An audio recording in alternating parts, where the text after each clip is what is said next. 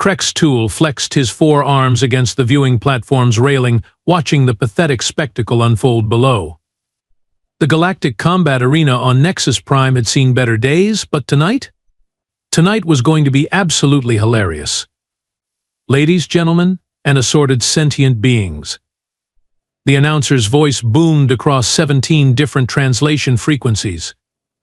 Welcome to tonight's special exhibition match. The Zephyrian warrior's mandibles clicked in amusement. Special exhibition? More like a funeral service. He'd been coming to these fights for 47 cycles, and he'd never seen anything quite this ridiculous.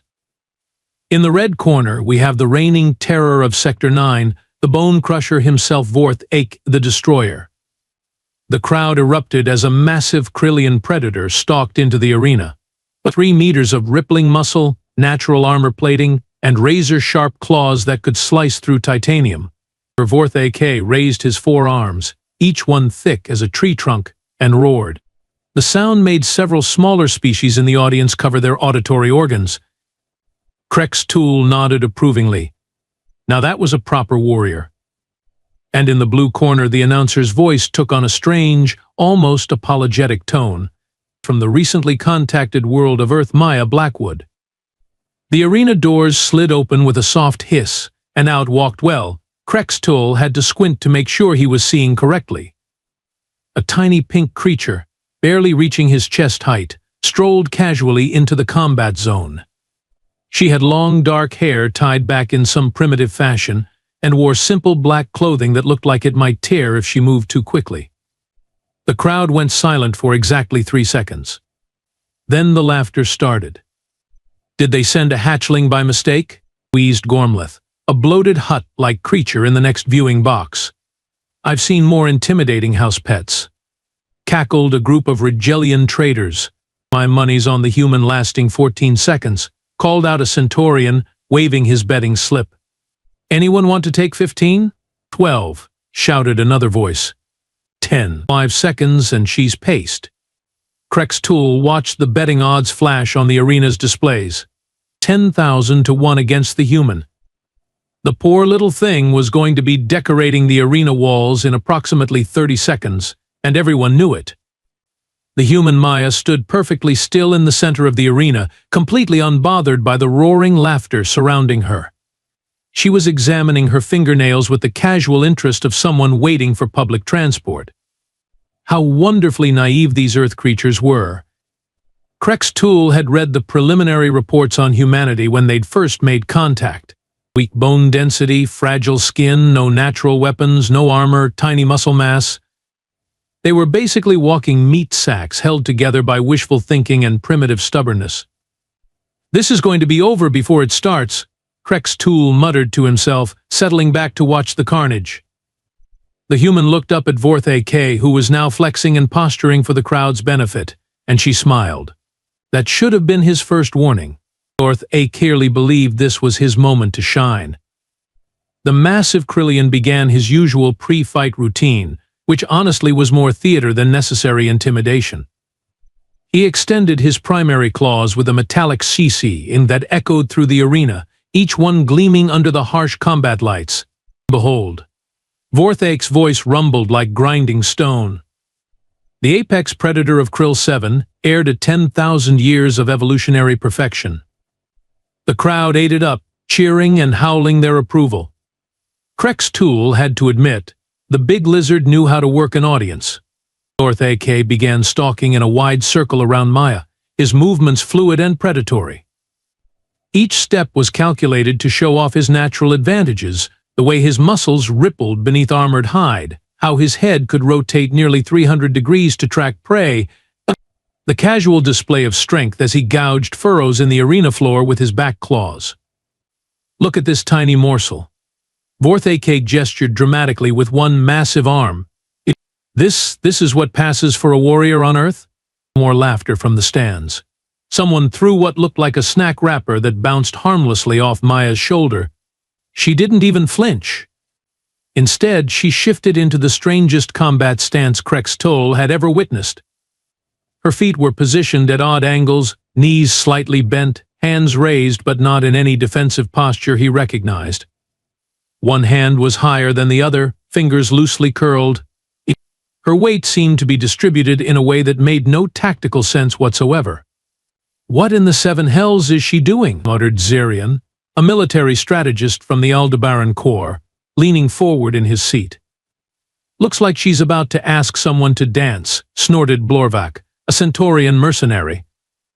The crowd's laughter doubled in volume. Even the arena's janitor droids seemed to pause in their maintenance routines to observe the spectacle. Vorthake noticed the stance too, and stopped his prowling. His serpentine head tilted, studying Maya with the kind of bemused curiosity one might show a three-legged dancing animal. Are you serious right now?" Vorthake's voice carried genuine confusion. "What is that supposed to be? Some kind of primitive Earth ritual?" Maya rolled her shoulders once, a casual motion that somehow made her look even more relaxed. She was still examining her opponent with the same calm interest she'd shown her fingernails earlier. "You know what?" Vorthake straightened up to his full intimidating height, towering over the tiny human. "This is almost sad. I've fought Rigelian berserkers, Andromedan shock troopers, even a rabid Tau Sechan battle bear. But this?" He gestured dismissively at Maya, who remained perfectly still in her bizarre stance. "This is just pathetic. Your species must be even weaker than our intelligence reports suggested. Look at you.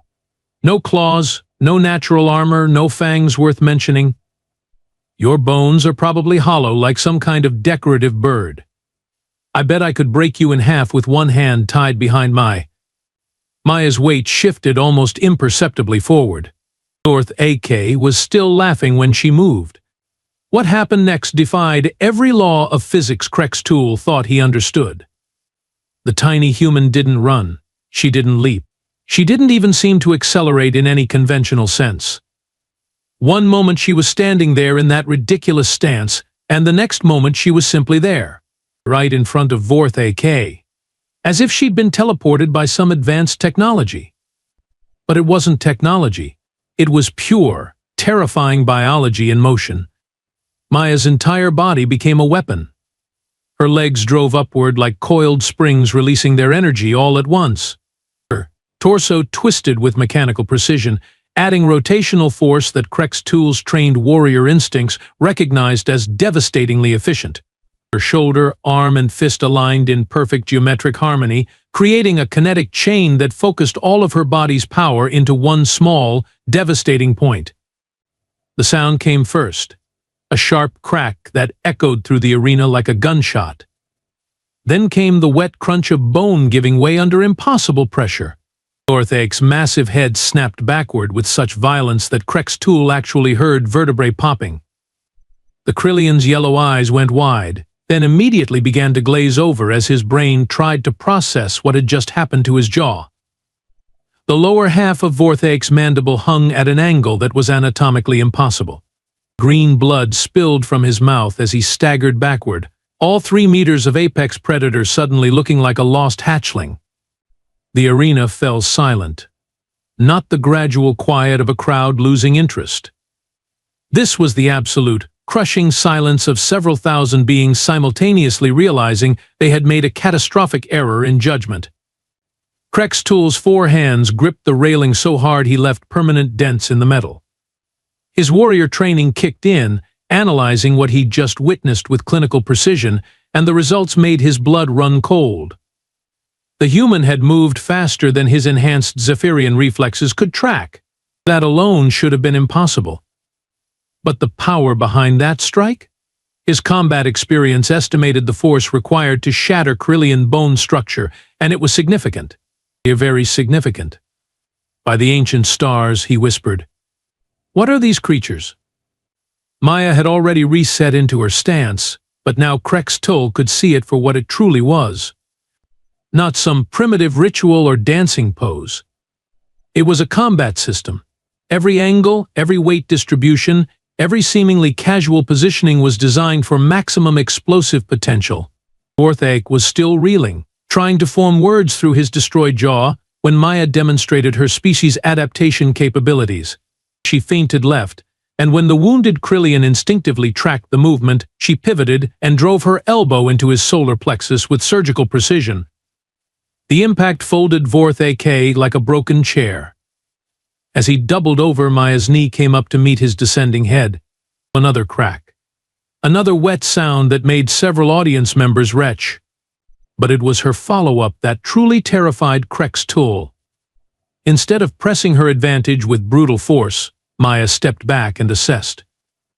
Her eyes tracked Vorth AK's movements, reading his body language, calculating his remaining threat level with the cold efficiency of a military computer. When Vorth AK tried to swipe at her with his claws, Maya simply wasn't there anymore.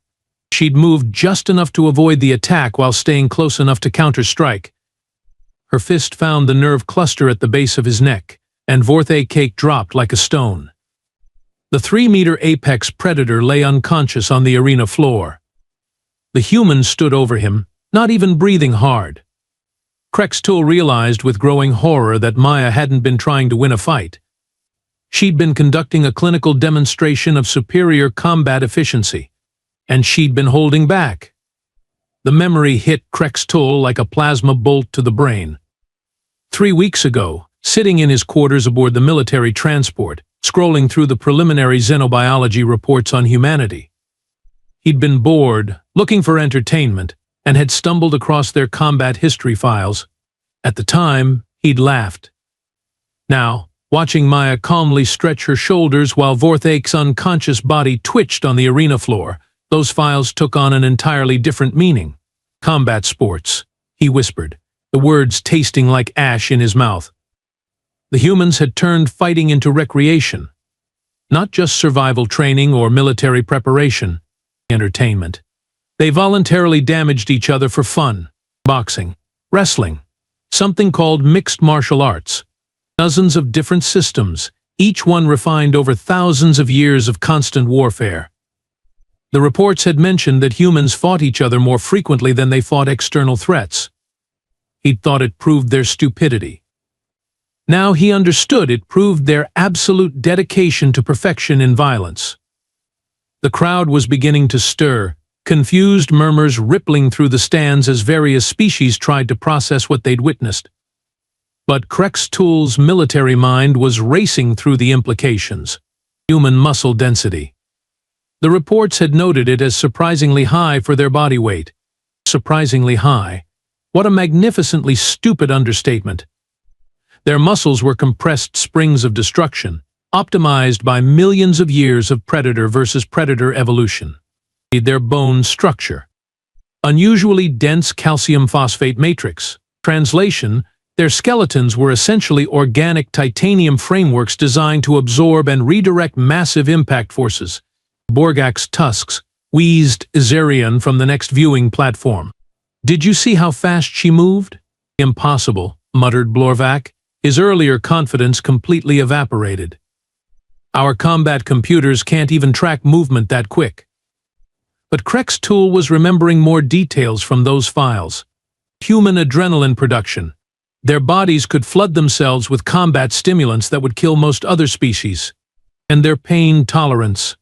The reports had been clinical. Humans demonstrate unusual capacity to function despite significant physical trauma. They'd documented cases of humans continuing to fight with broken bones, severe blood loss, even missing limbs. He'd assumed it was exaggeration. Down in the arena, Maya had noticed that Vorth AK was beginning to regain consciousness. Instead of finishing him off, she stepped back and waited, watching, learning his recovery patterns. "She's studying him," Krex Tool breathed. "She's treating this like a research opportunity." That's when the true horror of human psychology became clear. This wasn't just about physical capability. Maya wasn't angry. She wasn't afraid. She wasn't even particularly excited. She was conducting an experiment with the same calm professionalism a scientist might show while dissecting a specimen. Psychological warfare. The humans had invented the concept of breaking an enemy's will to fight before the actual combat even began. They'd perfected the art of making opponents defeat themselves through fear and doubt. Maya had done exactly that. Her casual stance, her complete lack of concern, her willingness to let Vorth Ake exhaust himself with posturing and threats. She'd been manipulating the situation from the moment she'd walked into the arena. "The betting odds," gasped Gormleth, his bulbous eyes fixed on the arena displays. "They're changing so fast the computers can't keep up." Krex Tool glanced at the numbers. 10,000 to 1 against Maya had become even odds in the span of 30 seconds. Smart money was now flowing toward the small human with terrifying speed. Other species in the crowd were pulling out data pads, frantically accessing galactic databases, searching for information about human combat capabilities that they'd previously ignored.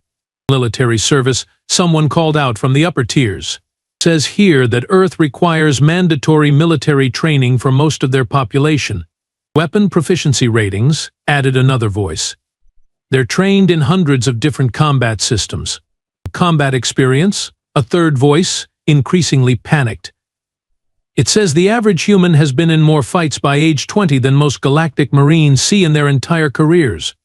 Down in the arena, Vorth Ake had finally struggled back to his feet, jaw hanging at that impossible angle, eyes filled with something Krex Tool had never seen in a Krillian predator before. Fear. Pure, undiluted terror. Maya tilted her head slightly, observing his distress with the detached interest of a professional evaluating a particularly interesting problem. Then she smiled. Not a cruel smile, not a predatory grin. Just a small, patient expression that somehow managed to be more terrifying than any threat display in the known galaxy. Krex Tool finally understood what they were dealing with. Humans weren't just another species. They were evolution's answer to the question, what happens when you take a persistence predator, give it tool-making intelligence, and then force it to compete against itself for millions of years? The answer was standing in the arena below, calmly waiting to demonstrate exactly why Earth had produced the most efficient killers in galactic history. The arena's emergency klaxons should have been wailing. Instead, what erupted was something far more dangerous: opportunity. "I'll take her," roared Thixmore, a Rigelian berserker who'd been sitting in the challengers section. That was just luck. Before the arena officials could intervene, the massive blue-skinned warrior had vaulted over the barrier and landed in the combat zone with a thunderous crash.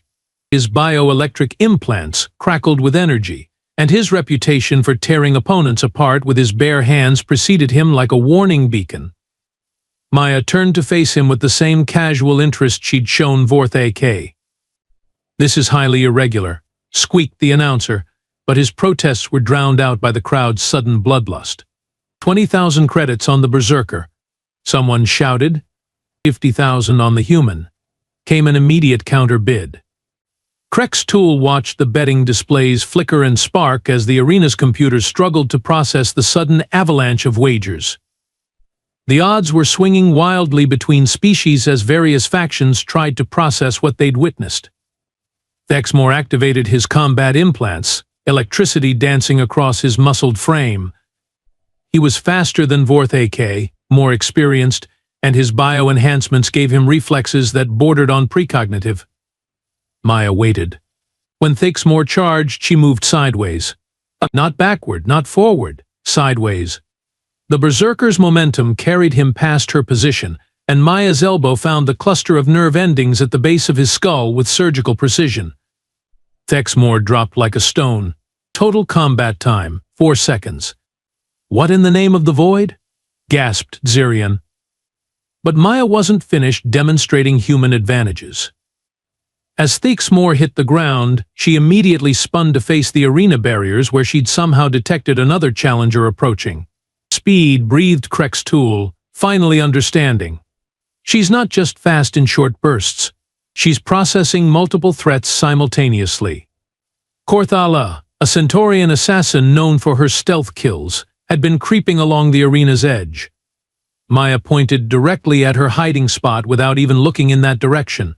"Your move," Maya called out, her voice carrying clearly across the arena. The crowd went silent.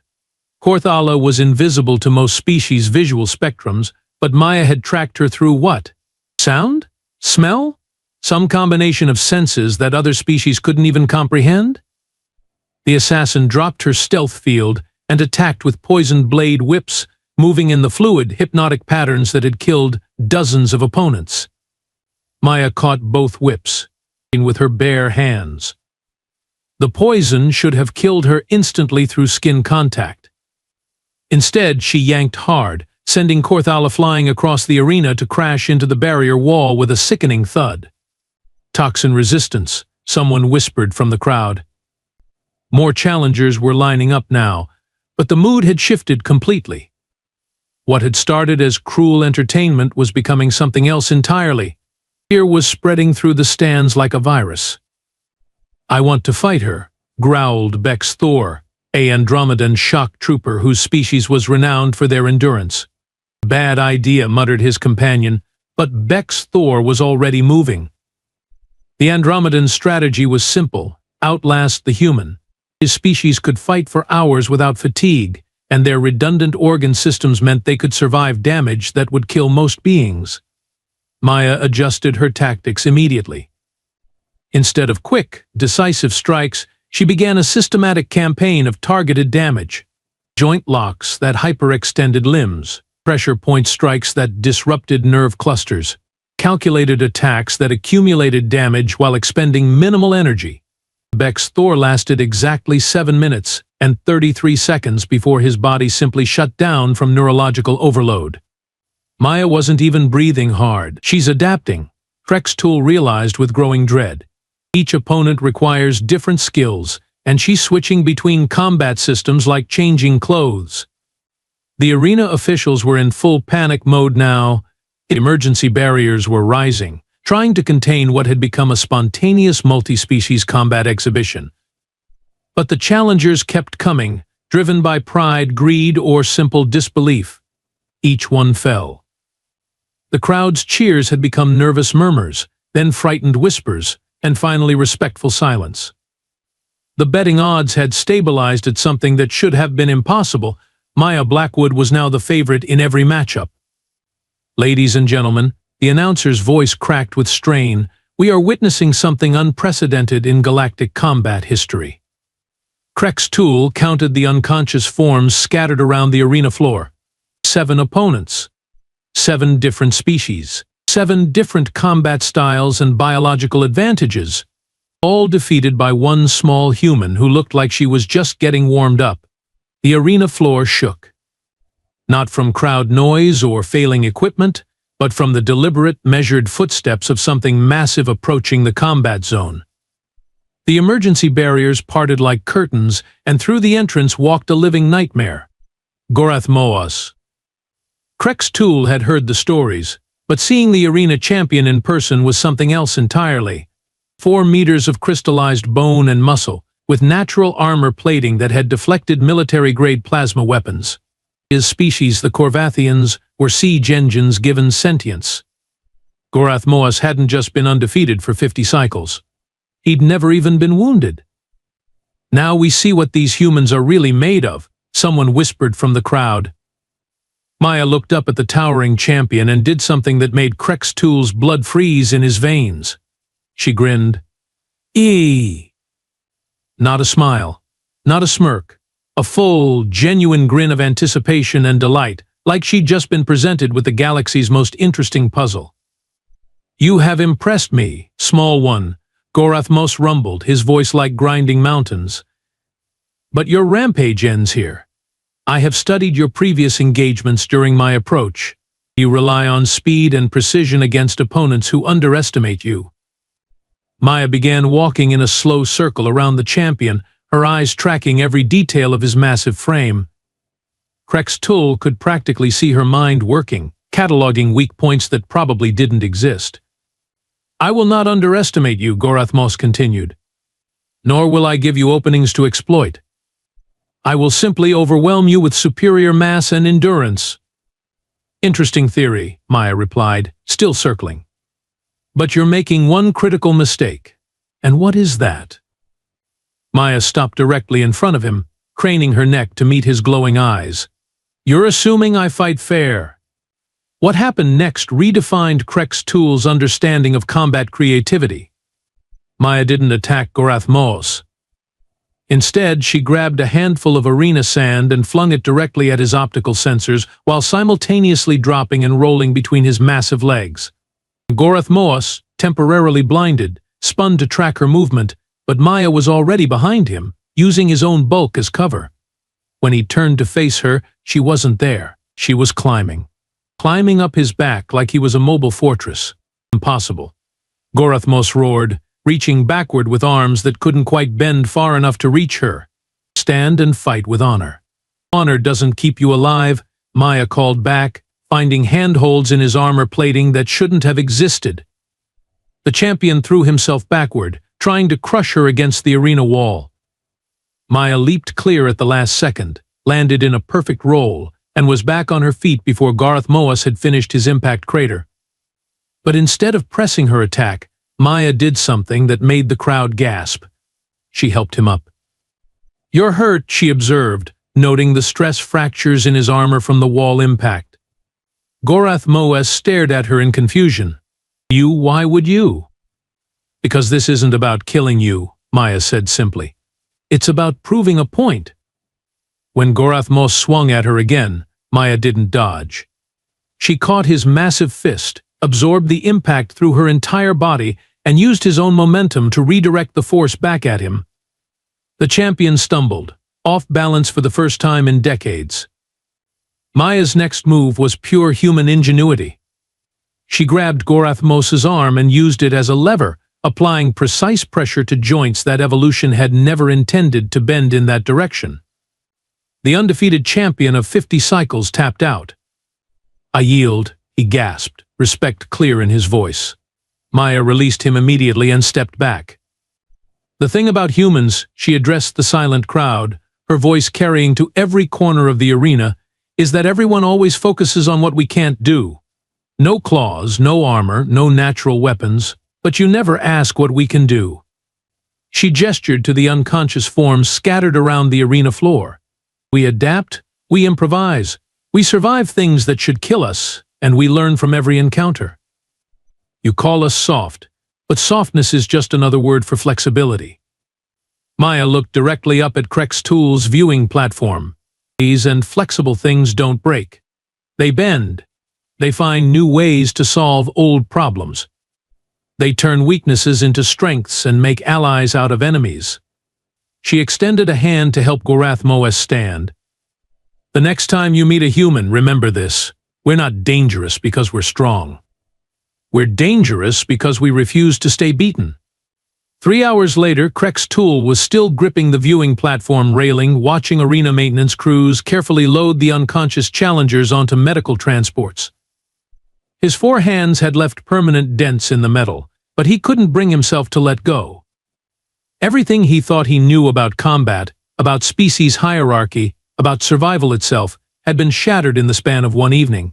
His communication device was buzzing incessantly. News feeds from across the galaxy were already carrying the story. The Death World are upset at Nexus Prime. Human defeats 8 galactic champions. Combat paradigm shifted by Earth female. But the headlines that truly worried him were the ones starting to appear on military channels. Recruitment offices flooded with human applications. Defense contractors rushing to Earth system. Emergency session called to discuss human-military integration. Maya had disappeared through the arena's exit tunnels 20 minutes ago, escorted by a growing entourage of species representatives who had suddenly remembered pressing business opportunities on Earth. Krextool had watched her leave with the same casual stride she'd entered with, completely unbothered by the chaos she'd unleashed. Gorath Moas had personally requested her contact information. For future training opportunities, he'd claimed, though the respect in his voice suggested something closer to worship. "Sir?" Zarian appeared at Krextool's shoulder, datapad in hand. "Military command wants your assessment report within the hour." Krextool finally released the railing, flexing his cramped fingers. "What am I supposed to tell them, Zarian? That we've been categorically wrong about everything?" The preliminary analysis suggests humans have been deliberately downplaying their capabilities during first contact protocols, Zarian continued. Strategic deception on a species-wide level. Of course they had. Krex Tool almost laughed at the elegant simplicity of it. Show up looking harmless, let everyone underestimate you, then reveal your true capabilities only when absolutely necessary. It was psychological warfare on a galactic scale. The betting houses are in chaos, Zirian added. Some species are requesting emergency re-evaluation of human threat assessments. Threat assessments? Krex Tool turned to face his aide. They're not threats, Zirian. They're the solution to threats we didn't even know we had. Through the arena's transparent barriers, he could see the maintenance crews still working. One of them, a small pink biped in maintenance coveralls, was efficiently directing the cleanup operation with the same calm competence Maya had shown in combat. Another human. Change the report classification, Krex Tool said quietly. This isn't a threat assessment anymore. It's a recruitment opportunity. As he walked toward the exit, Krex Tool made a mental note to revise every xenobiology textbook in the Zephyrian military database. The section on humans would need a complete rewrite, starting with the warning, appearance can be deceiving. Approach with respect, engage with caution, and never, ever assume you understand what they're capable of. Outside the arena, the first transport ships bound for Earth were already loading passengers. The galaxy had just learned a very expensive lesson about judging species by their appearance. And humanity's real introduction to galactic society was only just beginning.